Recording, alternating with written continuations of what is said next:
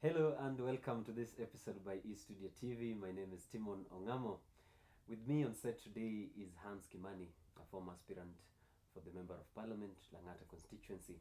He's going to be talking to us about a lot of issues concerning the whole journey of deciding to run for office as a young person to finally getting into the ballot.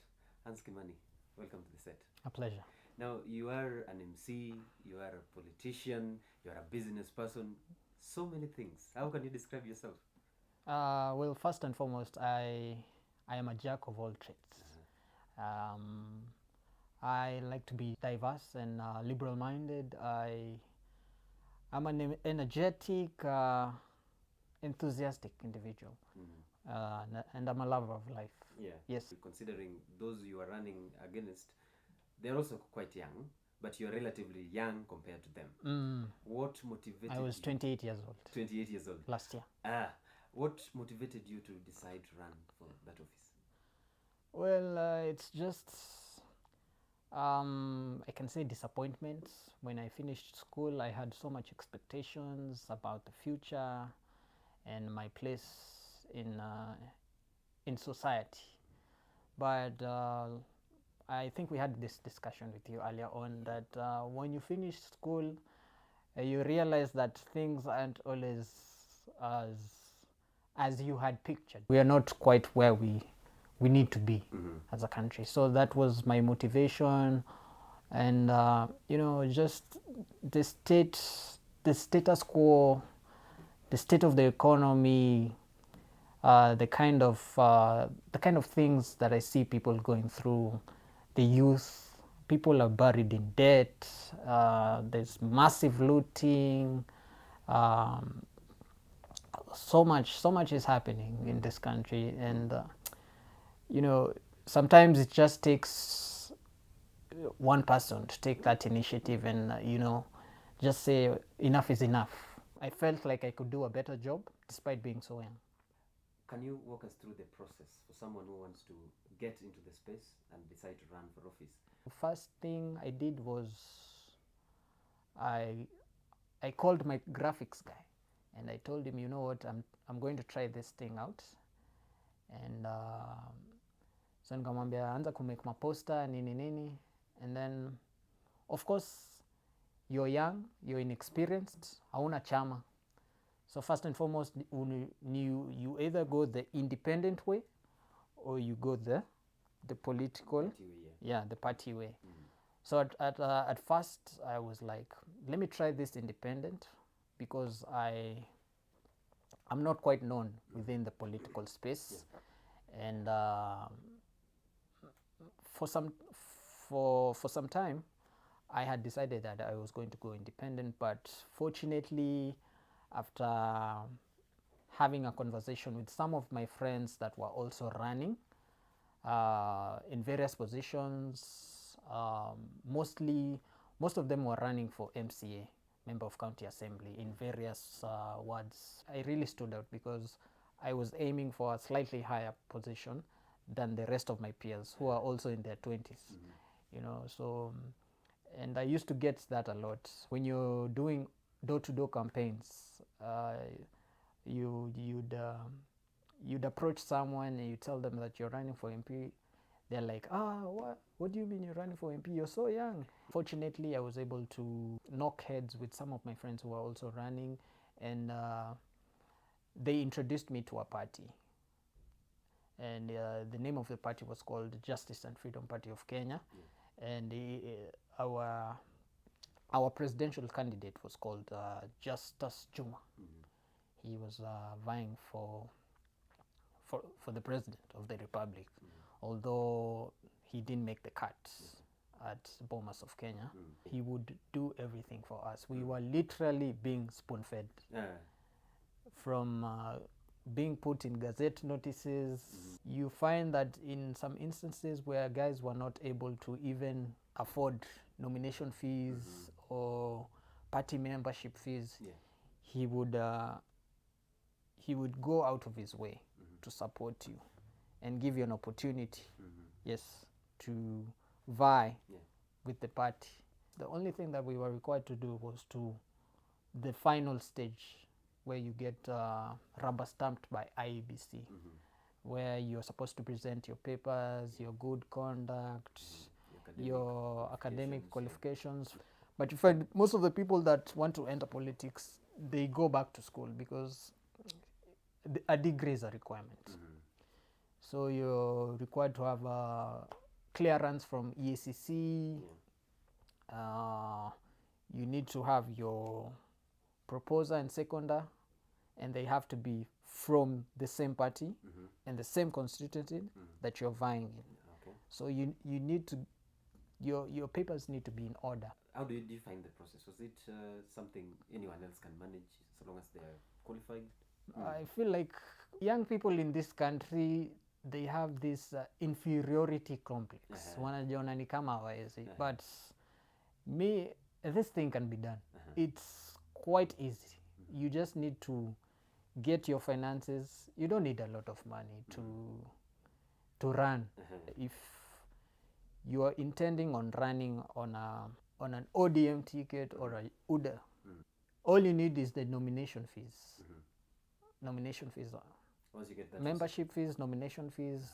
For MPs, I feel like for MPs it's usually 200k, and for MCAs it's around 50, 25k, depending on the type of party that you're running with. For KANU, it depends on the popularity of the party. So the more the popular the party, the higher the fees. But if you're running with the slightly smaller parties, it might be a bit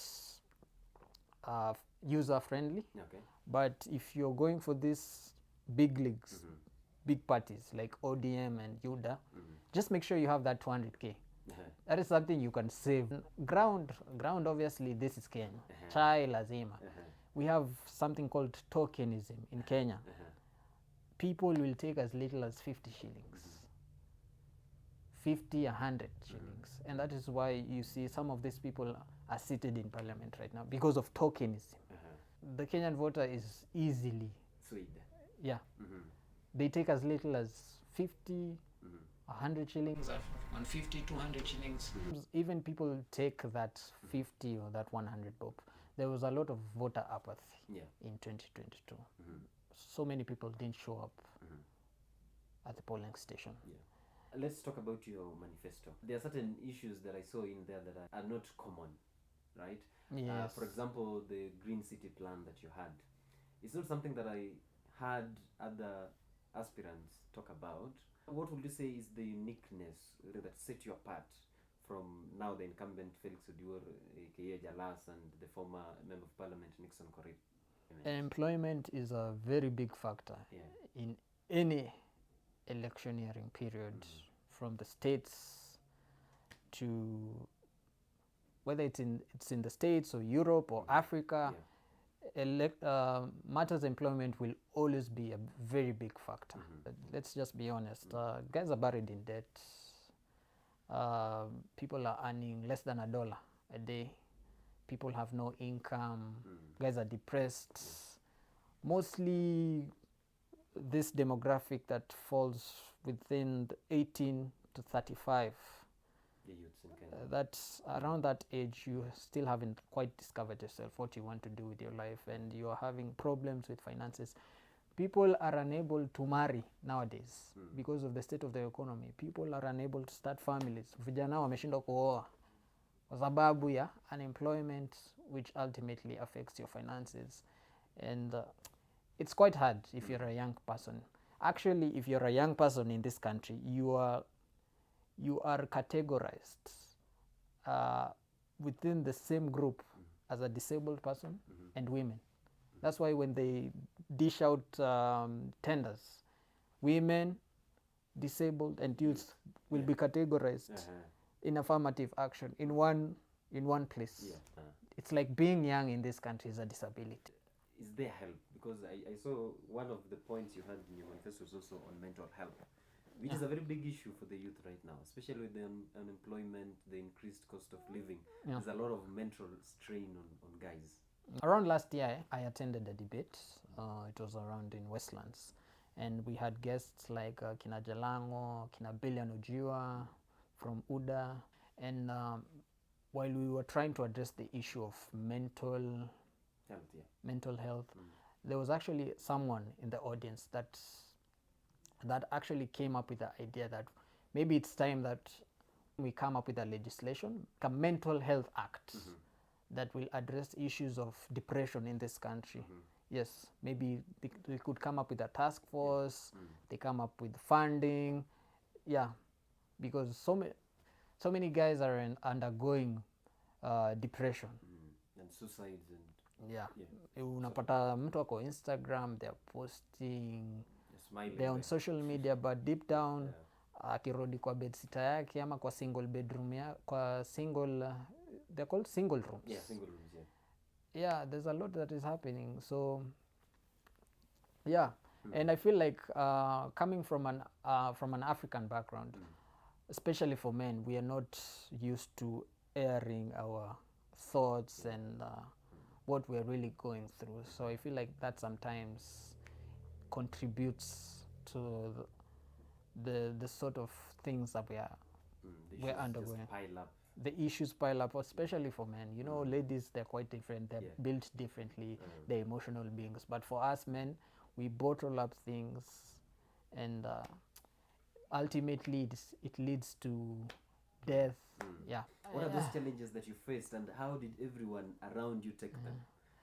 Just on a lighter note, I remember the minute I decided that I was going to run, and so people have different perspectives and perceptions about you. I would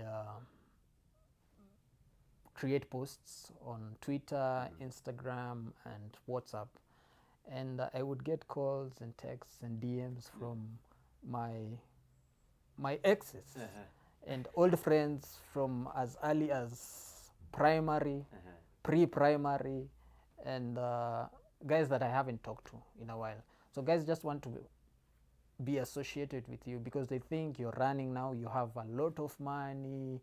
I used to get a lot of not so good feedback from your close friends as well. Yes, and it's not a good thing when you have guys that you talk to every day, guys that you would do anything for, they discourage you. But overall it was great feedback. I realized that some of the people that will really help you out and support you in this country and anywhere around the world are strangers. I was so surprised when I used to do door-to-doors in Southlands, Karen. I used to do door-to-doors in West, Madaraka, South Sea. Guys were very supportive, and I just feel like if I had that financial backing, apart from mine, I was doing well. I had a corporate job, but you need that push, whether you're a man or a woman. Sometimes you just need a push. Even in this studio, you have guys that kuna wale watu wamewashikilia mkono in this venture that you're doing. Sindio? So if I feel like if I had that, people with deeper pockets, they tend to go to parliament. Youth, we are our own enemies. It's sort of a crab in a bucket. They pull you down. You know, you find your friend doesn't want you to prosper, or they feel like you're going to do better than them. So the youth in this country, something needs to change. What would you say are those rewarding moments? You know, those soul-touching moments that you had during the campaign? Ground level is always the best. When you go outside there and interact with people from all walks of life, people have different problems, things that they're undergoing in their lives. People are unable to parent. Some you encounter a lot of issues, health related, business related, whether it is an issue of unemployment, sanitation, water. Guys are undergoing so many things, but people are very friendly out there, and they embrace you as an individual, and they try to help you out and they believe in your vision. Of course, there are some guys that you will meet at the ground level that just want to take advantage of you, maybe use you, and yeah, but hawakosangi. Now, since you've been in the whole political mix, they say it's a very dirty game. Did you face any of that dirt yourself? Yeah, here in Nairobi, there's this thing called zoning. There are certain areas that hapa ni chama.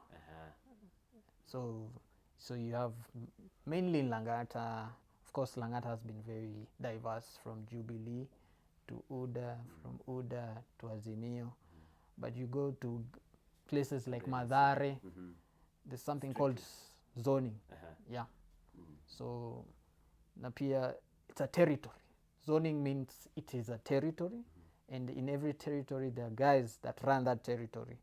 So for you to prosper, you have to pass through those guys. Yes. And the way Langata constituency is very metropolitan. Yes. There are people from all different ethnic groups. Yeah, that's the beauty of Langata. Langata it's a blessed constituency. You have Carnival, you have Giraffe Center, you have Ololua, you have the airport, you have what's this hotel called opposite Wilson? Western. You have Western Hotel, you have T-Mall, you have Kenyatta Market. But at the same time, we have guys living in informal settlements. You have guys in Kijiji. You have guys in Ndolo. There's a place called Ndolo. There's Bangladesh. There's Bangla Yes. that is right at the border. I feel like those are the guys that we should focus on more.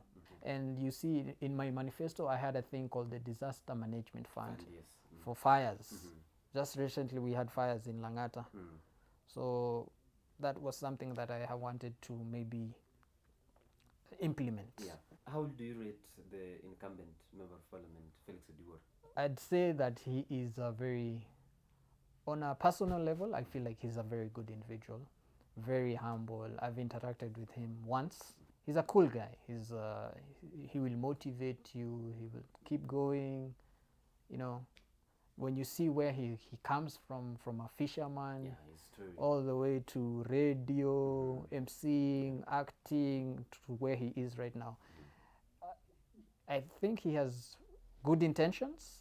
He has good intentions for his people. Of course, sometimes he tends to get a bit distracted. He's still doing a bit of YouTube while still doing public service. There's something we call politics of succession. So you have Akina Babu, Akina Orengo, Akina Jalango. We have Akina, it's called Kidero. Yes, we have those guys that are sitting. They're waiting next in line, because eventually people get old and they have to retire from politics. So guys are looking for a new leader to fill in the shoes of Odinga. So you have this current new crop, new generation politicians like Akina Sakaja, Akina Babu, young guys, Akina Jalango. So those are the guys that will be running this country 10 years from now. Yes, and they will also be ascending to higher positions. And as they move, we also move behind them. So as they fill up the space above, the ones they've created. Once they fill up the space above, they leave a vacuum. And that vacuum has to be filled by someone. Now, the elephant in the room is the financing of these campaigns. It's a brutal space. Others, as you've correctly mentioned, have the backing of the party, and they are very powerful for parties with a lot of financial muscle. In some cases, actually, as you said, you just need to get the certificate. Once you have that, the party leader will come to a rally and you'll be there with them, and that's just it. But now, for guys who you tried being independent at some point, you had to get the help of a party. Is there a specific amount of money you'd say, once you have this amount of money, you're good to go? I feel like we still need a bit of streamlining and regulations. We have them. We have the Campaign Finances Act of 2016.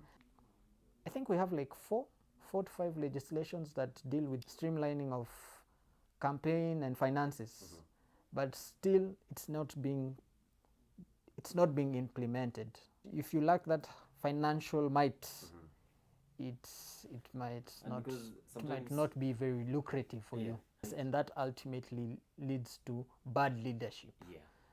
But as a Kenyan, why would you complain? But you're the same person who elected this person, and you knew his attributes, you knew his character. So you have no reason whatsoever to come up. All of a sudden, you're saying that this guy is not good enough. There's massive looting. There's misappropriation of funds, embezzlement. You have guys in parliament. They've stayed for around 10 years.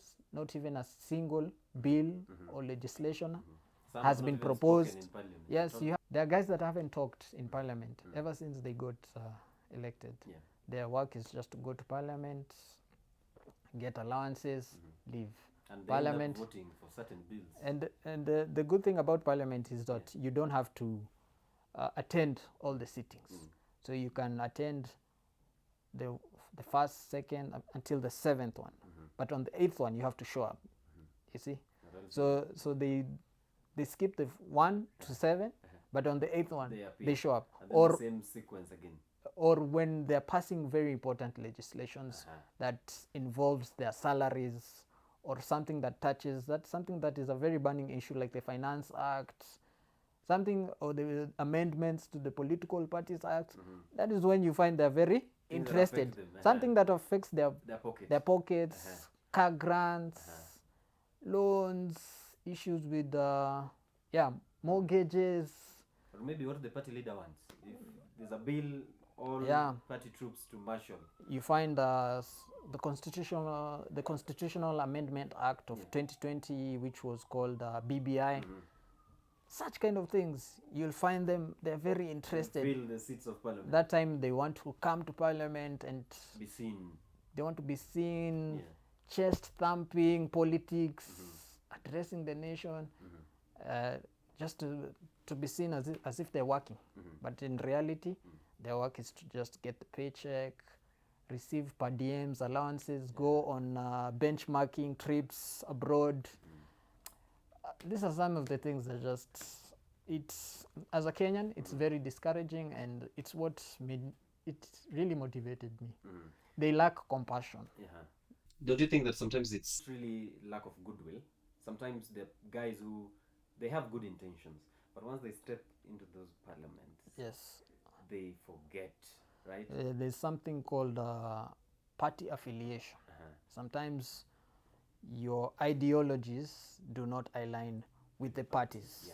That's why you find certain MPs or senators, they face disciplinary action, because sometimes it's a battle of the conscience. What is right and what is wrong. So sometimes you just have to follow what the party says, even though it is wrong. And of course you have those rebel MPs that, you know what, they stick to their guns, like this guy, Okiya Omtata. He's an independent candidate. Thank God he's an independent. So he sticks to his guns because he doesn't owe any allegiance to any party. There was actually also Gadoni wa Mushomba. She voted against the finance bill. And she's a member of UDA, Kenya Kwanza. So those are very rare instances where you find that an MP can think on their own 2 feet. But mostly, even when it comes to the election of the speaker, chief whips, minority leaders, deputy minority leaders, it's all about party affiliation. In fact, even Langata member of parliament, Felix Edward, is left tongue swagging. Did he vote? Did he appear? And he was there, and is now a close ally of the president, William Ruto. Of course, there's a lot of issue on his side from the political end. To a member of Langata constituency, a resident there, what would have been different if you had won that seat? Addressing the issue of water, unemployment, just trying to get the private sector in to see what we can do. You find guys as early as 10 o'clock, ashashika kijaba, they have nothing to do with their lives because they have no jobs. You had actually proposed that you'll give 50% of tenders to youth, women, and people living with disability. Within the constitutional level, because that is what would be Mm-hmm. in my control. At the Yes. national level, I Of am course not you quite can. You sure, have no but control of, yes. yeah, Uh-huh. I'm a person that likes to help out people, And and I really like guys that are trying to start something and do something with their lives, yeah. because I've been there and I know how it feels. Mm-hmm. Tax havens, that's why I was really for BBI, because they had things like tax havens, tax breaks, 7-year tax breaks, especially if you're a new business person. Yeah. And you're trying to do something, whether it is a sole proprietorship or a limited liability company. You even had a plan to have youths learn cryptocurrency. Yes. Things that are happening at this time. Binance, Yes. bots, cryptocurrency, forex, Yeah. Coding. Coding has I'm really happy that the government has embraced the issue of coding. So you find guys as early as class 5, class 4 in public institutions and schools. They're coding right now. 2027, are you back in the race? This time I am looking for a party that is has a bit of muscle. When you're rubbing shoulders with the big boys, it gets a bit tough. And dirty too. There's a lot of there's a lot of challenges when it comes to finances and financial might. So I'm looking for a party that first and foremost will resonate with my ideology. That is always number one. Do you think there is enough mentorship from the political guys who are up there mentoring the young crop of leaders that is actually something that I noticed last year. And you find guys like Akina Babu Owino and Senator Ladama. Yeah, there's a lot of and Ababu Namamba was also a victim of this. There's very little mentorship. There's little progression. There's no plan or structure for political succession, and that is why you see so many parties that are in existence right now will eventually cease to exist within the next 20 years, because there's no clear structure for propagation or succession. It's centered around one individual. Yes. It's sort of a cult-like, for lack of a better word. I would like us to copy or emulate the American way of doing things, or the UK way of doing things, the United Kingdom. You have the Labour Party, you have the Conservatives, you have, it's the politics is not centered around one person. Issues now. You see, flag bearer will come and go, but the party remains. It's like a football team. You have Arsenal, you have Manchester United. Players come and go. You have players coming in with big egos, but eventually they come and go. But even the coaches and the owners change. Yeah. What will you say are the lessons you've learned from 2022 general elections that you think you're going to carry forward to 2027? Or to put it an easy way, what will you do different this time that you didn't do in the previous elections? I'm thankful to my party leader first and foremost. He's called Justice Juma. I will be forever in deep gratitude for his support. But I feel like this time I need a stronger party, a more popular party, so that I can have a bargaining end. So I'll definitely be seeking another party. I've already sent an email to the Register of Political Parties to be deregistered from my current party, and I will be joining the top 2 parties in this country. And you know which parties I'm talking about. It's either going to be Azimio or Kenya Kwanza. I don't know whether they'll have rebranded by 2027, but it's definitely going to be either Azimio or Kenya Kwanza. And I'm willing to start from the bottom To that youth that is watching and is interested in starting their political journey, perhaps they want to start at the MCA level or even presidency. Yeah. What will you say to them from your experience, what you've learned and that you think can be useful to them? Be active at the grassroots level. Yeah. Attend meetings. Be seen. Make friends. Start making friends. Allies. Yeah. We have people called kingmakers. Befriend them. Attend meetings, whether it is an issue of revenue and financing at the ward level or at the county level. Attend those meetings, whether it's a new program or an initiative that is being launched. Be active, rub shoulders with these guys, start saving as early as now, mobilize funds, pitch your idea to investors, and tell them that you have this vision, and maybe if they can chip in. Yeah, you'll find guys that want to chip in, and you find guys that don't want to chip in. You know, at this it's a very competitive society. At the same time, it's very doable. We have guys that have done this even younger than me, 24 years, 26 years. That's the good thing about politics. Yeah. Even if you don't, it doesn't materialize at the end of the day, you will have created awareness, and people are watching. You never know who's watching. Yeah. Hans Kimani, thank you so much for your contribution. Yeah.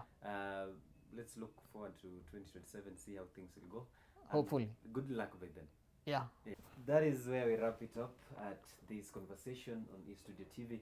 My name is Timon Ongamo. Until next time, see you then.